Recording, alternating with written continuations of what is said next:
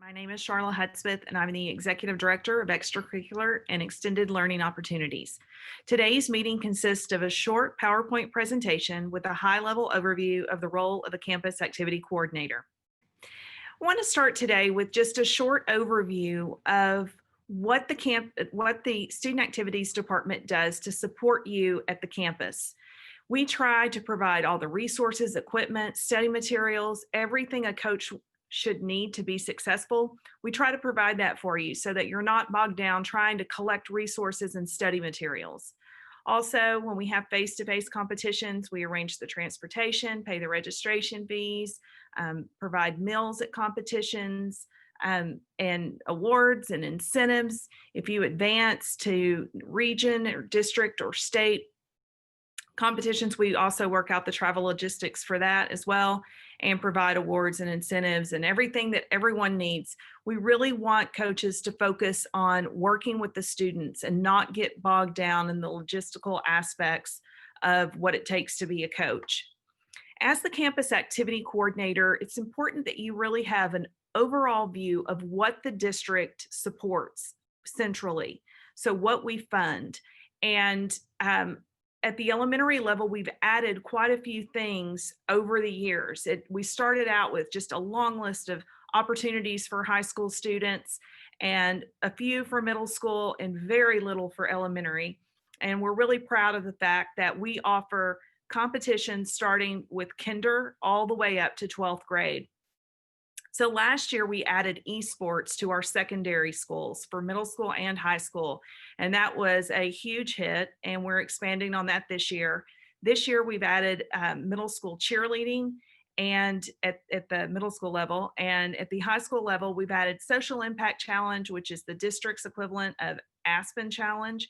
And we also added Link Crew, which is a freshman transition program that offers the opportunity to really mentor freshmen and also give juniors and seniors the opportunity to serve in a leadership capacity at the campus. So we're hoping to expand that next year.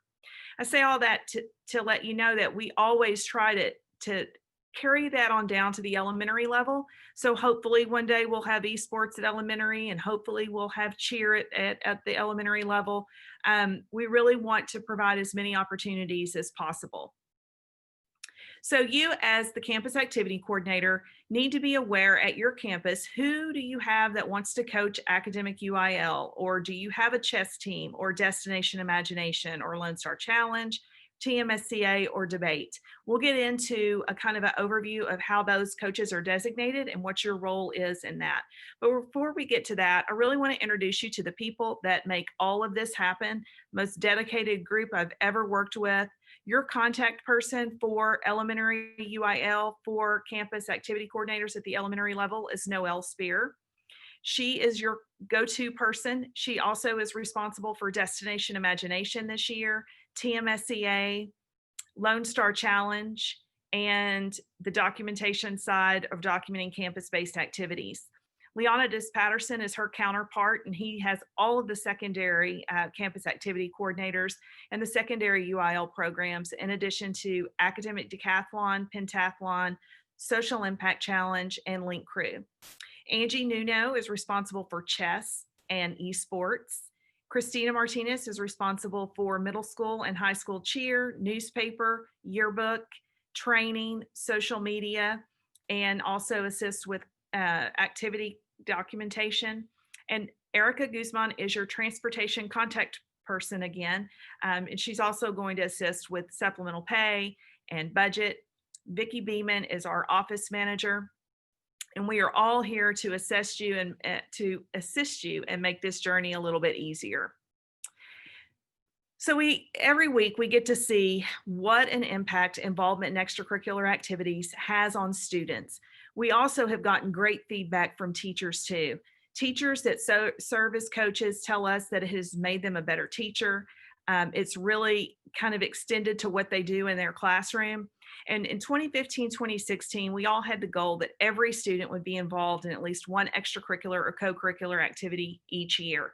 While that is not a specific district goal anymore, it still remains a priority and it is part of our local accountability system. So it's still a really big push to get every student involved in at least one activity. And we will be reporting those numbers to the board and to your principals and executive directors to share how many students you have involved. We know that involvement changes the school experience for students, and we really want them to find something that interests them. In saying that, it's so important, you as the campus activity coordinator, whenever I've had the opportunity to speak to the principals and executive directors, I've really stressed that the campus activity coordinator is their most important coach designee. You are the critical piece in making all of these things happen. And I'll go through a little bit more into detail about what your role exactly is. But as an overview, view it as this: one side is competitions and one side is activities. Not only the activities that we saw on the screen that are supported by the student activities department, but all of your campus-based activities. So the book clubs and Zumba or running club, whatever you have going on at your campus, that's part of your duties too. There is something new that's added this year, and it's really mainly just a information seeking type activity and finding out what is happening after school. We get so many questions about, do we do this after school? What are other campuses doing after school? Do you have a partnership? Do you have YMCA? Do you have tutoring?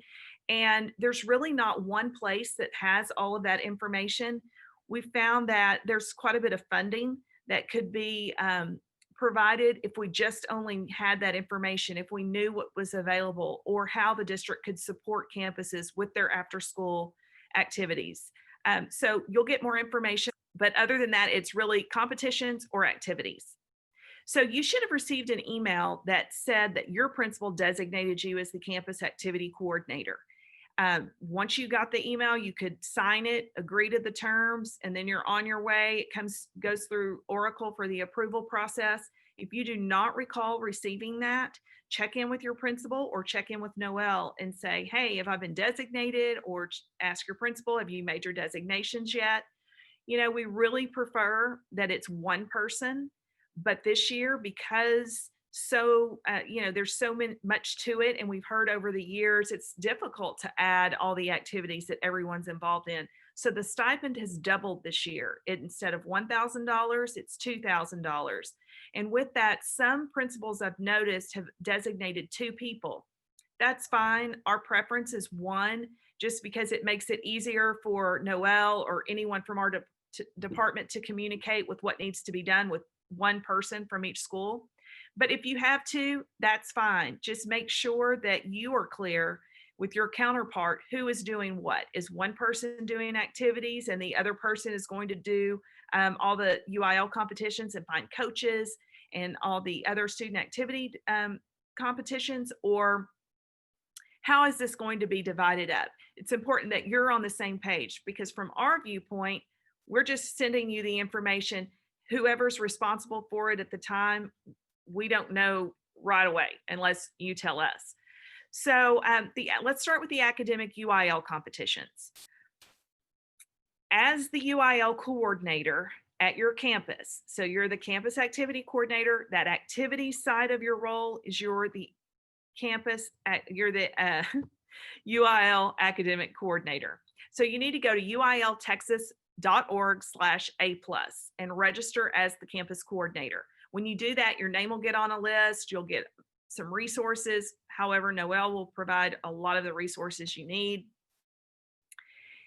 There are multiple coaches, and we'll kind of go through. If you take a look at the photo on the side with the remuneration form, this kind of explains it a little bit. For those of you that have not coached UIL before, look at it this way. There's a chess puzzle competition, there's dictionary, there's listening, there's maps, graphs, and charts, and there's social studies. So you may have a teacher that wants to do chess puzzle at 3rd grade or 4th grade or 5th grade. It may be the same person, or it may be a different teacher for every one of those.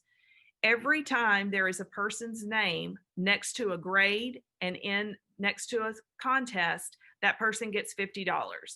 So if one person does chess puzzle and they do third, fourth, and fifth grade, and maybe you even have, well, let's just stick with third, fourth, and fifth grade. That's $150 that person gets for chess. So it's whoever's name is written down. So that's different than your role as the campus activity coordinator. You may be one of those coaches, or you may be just the person that says, hey, who wants to coach chess? Or does someone want to coach dictionary skills or listening? A lot of times, if there isn't interest, the campus activity coordinator will say, well, I'll do it. And they just want to have kids there.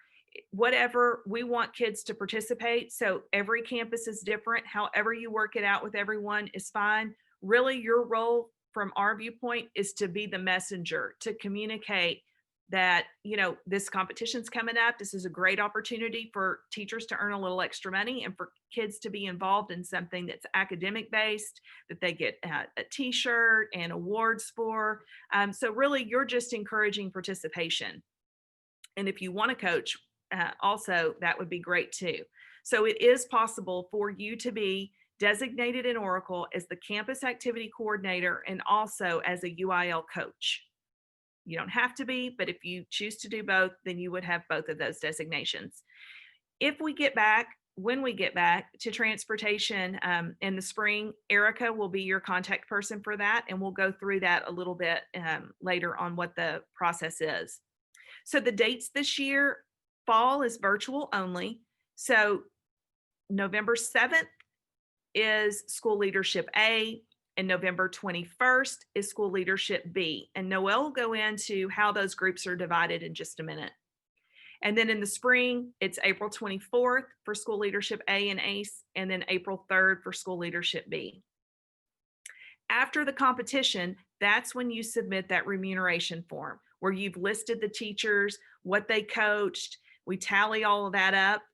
Your principal signs it, just verifying, yeah, I know these people coached these competitions, and then that's processed. This is just kind of an overview of what's available at each grade level. Not everything. So there's not, for third graders, there's not dictionary skills. So you don't want to find someone to do dictionary skills in third grade because there's not a test for that. So this is just a reference chart. It's in the handbook that that's posted online that you'll get a copy of as well. And this is really just showing you that there is a coach designation in Oracle. Now, this one's a little bit different in that you can wait until that remuneration form is done and then say to the principal, I need you to go in and designate all of these people that coached into Oracle as the coach so that they can get paid. Or if you already know who's working with the kids and what they're coaching, you can go ahead and have the principal put them in. If they don't end up working or whatever, we don't have to pay them, but they're already in the system. So again, that's just your choice, but it is UIL coach that they're entering, not campus activity coordinator. So the process for field trips is a little different this year in that it's just a different place you go. It's a different link, a different site. You will get a copy of this presentation. It's posted online. So you'll have access to those links. But you just click on the link, do request new trip, enter your employee ID, and then follow along the rest of the steps. Again, Erica Guzman is your contact person. Her cell number is there. She's always really, response time is great with Erica, and she will walk you through anything you need to know. Again, no transportation this fall. So Noelle's going to go through briefly about the UIL groups. This is for the academic UIL competitions, the one we discussed for November and the ones in April. And she wants to give you a little information on how that is divided up. At dallasisd.org/ELUIL. And this is where I post pretty much everything for elementary UIL. So if you'll first, this is today's PowerPoint is right here. It's already posted for you. And then next is the calendar of events. So I've color coded these based off your groups, and we'll get to your groups in just 1 second. So red is for school leadership A and ACE, and blue is for school leadership B. It even has deadlines for shirt deadlines. So let's see, for registration, opening and closing, it has all the event dates. It has your snapshot dates for documentation. So this is pretty much everything you know ahead of time. You can pencil this in your calendar and you can share this out with other UIL coaches. So going back to again, the homepage. So then from there, listed below in all these files, and you can click more, and there's even the remuneration form and any other kind of files you need for programming. So you were split, since we have so many elementary schools in Dallas, between two groups. So this falls mostly by your networks. So this is school leadership A, who's paired with ACE. If you have a 6th grade, you should also be in this group. So please, in that poll, it was really important that you let me know. I have made mistakes. I had to move a school recently. This is school leadership B, and at the top, it should be the correct dates for this year. So this is your fall competition and then your spring.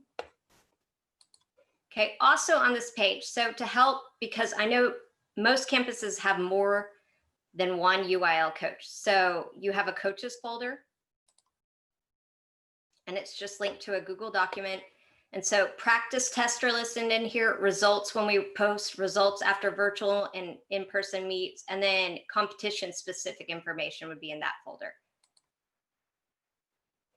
From there, you have resources. This links directly to all your practice tests. It also has, in this very first folder, the activities.dallasisd.org. That's where you document. I put all directions and files in there. Also, for today's presentation, you will see, Charlotte's going to go over this in a minute. This is the new, if it'll open, making the grade participation flyer. So you might want to have access to that after to go back and reference. So again, and this is also, again, dallasisd.org/ELUIL. This is where you're going to place your short orders. I've already linked it, but if you click on that and try to order today, it's just going to be blocked. So hopefully this is a helpful resource. I wanted it to be available to you on your time schedule instead of, waiting for me to send out an email. So that's kind of everything you should need. It even has the virtual, this conflict schedule is your virtual meet schedule for this fall. So if you want to reference that, it shows all the events this fall that will be able, and the times that they're tentatively going to be at. So remember, if you're in school leadership B, you won't have 6th grade. So hopefully that is kind of just a quick overview of the website. Of course, you can always email me and I'll send it to you or reference where it's at specifically with a screenshot. So hopefully that helps kind of stem some questions as you start your new year. Okay, Charlotte?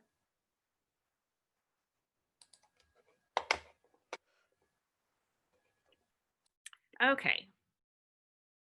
Thanks, Noelle. Okay, so this time last year, for those of you that are returning, we had a meeting and we talked about the documentation side. Now we've moved to the activities portion of your role. And how do you document campus involvement in activities? And the site was changing. We thought it would be ready in September, and then it was October, and then it was November. It was finally ready in December, and it was so well worth the wait. We received great feedback that it's so much more user-friendly than what we had previously. You can run a report that shows you what kids aren't involved, what teachers are or aren't involved, and everyone has access to see in real time what your numbers are. So we're so happy to start the year with a tool that is so user-friendly and will give you the information you need right away. So a couple of things you need to be aware of is that you need to go to the activities site. It's activities.dallasisd.org. That is still the same site. That's where you enter all of the student involvement in activities.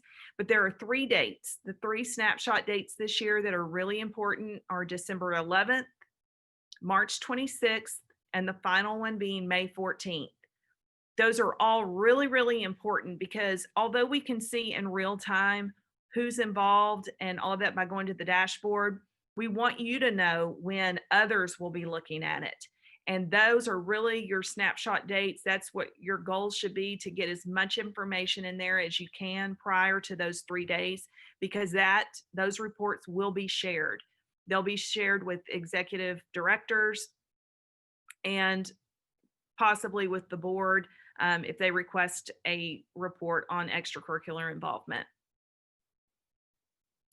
So last year we had 60, 20, 20, and it was 60 points participation, 20 points opportunities, and 20 points teacher involvement. What's changed this year is it's now 50, 30, 20. 50 points are student participation, 30 points are opportunities, and 20 points are teacher involvement.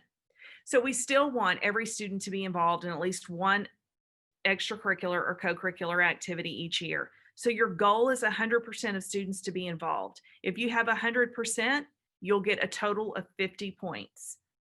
We want students to find their place, to find something that they're interested in. So it's divided into categories: athletics, academics, service and leadership, visual and performing arts, and avocation.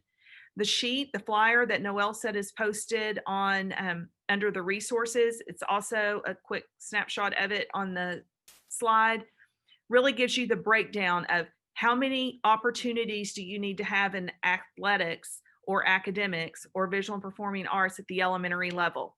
If you meet that criteria in 4 of the 5 categories, you get the full 30 points. Teacher participation last year was a little different in that we said if you had 25% of your teachers participating, that you would get the full 20 points.